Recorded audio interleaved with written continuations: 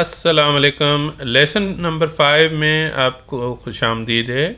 अब हम यहाँ पे कुछ सीखना चाह रहे हैं। हम आपने देखा होगा कि प्रीवियस लेसन में मैंने एक जगह नेक्स्ट लिखा था जो कि थर्ड पैरामीटर था इसका एक्सप्रेस जेएस के राउटिंग का। तो मैंने कहा था कि नेक्स्ट सेक्शन में इंशाल्लाह हम डिफ़ाइन करेंगे। तो उससे पहले समझने से पहले मैं चाह रहा हूँ कि आप थोड़ा सा कॉल बैक फंक्शंस को देख लें। कॉल बैक फंक्शन को समझाने से पहले मेरे लिए मुनासिब होगा कि मैं एक छोटा सा एग्जांपल बनाऊं जिससे आपको आसानी से समझ आ जाए कि कॉल बैक क्या होते हैं। कॉल बैक का कोड बहुत ही छोटा सा मैं ले रहा हूं। कॉल बैक डॉट जेएस के नाम से एक फ़ाइल बना रहा हूं। इस फाइल में function greeting name console log hi और यहाँ नाम डाल देते हैं। अब ये एक छोटा सा मैंने फंक्शन बनाया। इसी फंक्शन को मैं एक और जगह पे कॉल बैक के तौर पे यूज़ करूँगा। John call back name process user greeting. इसको सेव करते हैं। तो मैंने यहाँ दो फंक्शन बनाए। ये वाला एक फंक्शन है जो कि इस फंक्शन में एज ए पैरामीटर यूज़ हो रहा है। आप ये देखिए यहाँ पे जब मैं प्रोसेस यूज़र ये दूसरा फंक्शन चला रहा हूँ तो इसका जो है पैरामीटर मैं डिफ़ाइन कर रहा हूँ कॉल बैक। और कॉल बैक को यहाँ पे इसने इसका नाम डिफ़ाइन किया हुआ है ग्रीटिंग, जो कि एक्चुअली ये फंक्शन है, ये वाला फंक्शन है। इसका मतलब ये हुआ कि अगर मैं देखूँ तो ये जो है हमारा एक कॉल बैक फंक्शन है जो कि हमने एज ए पैरामीटर यहाँ पे हम यूज़ कर रहे हैं और यहाँ पे भी।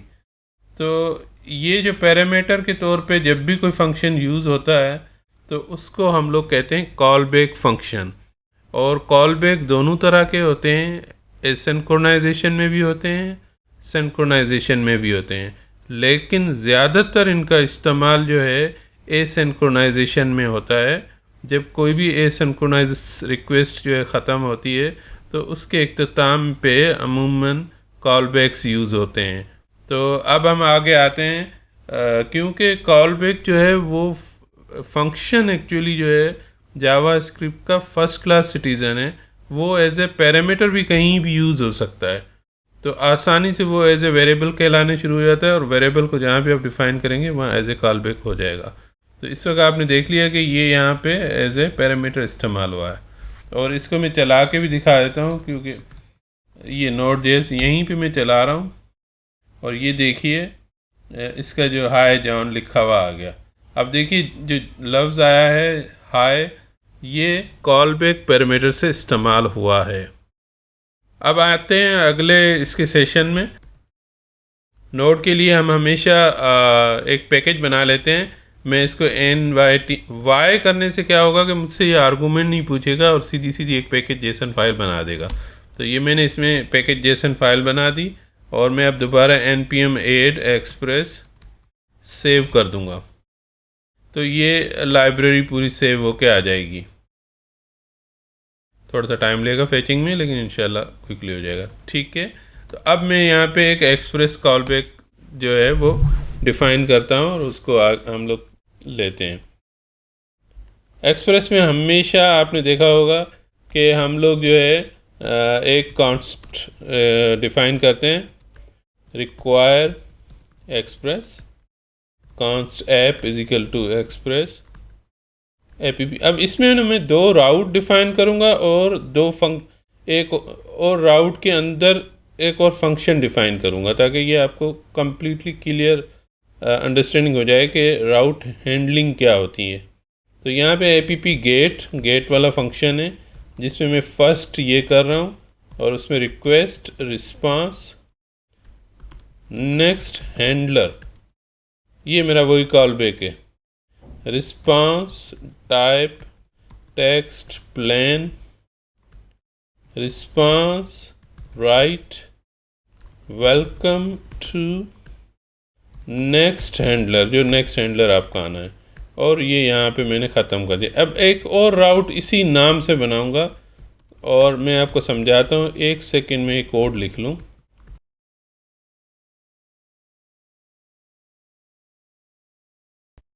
अच्छा, एक और इसमें मैं राउट बना देता हूँ, लास्ट राउट।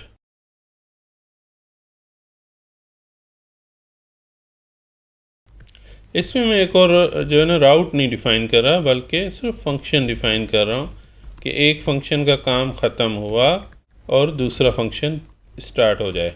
200 का मैंने यहाँ कोड डिफ़ाइन किया है, इसको express JS।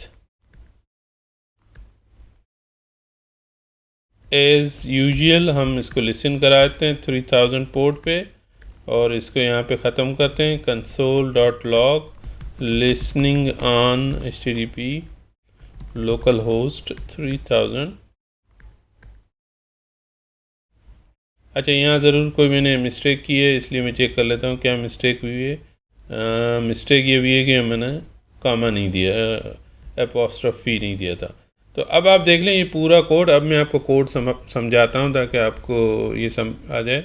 Express as a require हमने किया, APP उसका मैंने एक ऑब्जेक्ट बना ली, उसका एक राउट हमने डिफ़ाइन किया फर्स्ट से, जिसमें हमने नेक्स्ट हैंडलर भी कॉल किया है।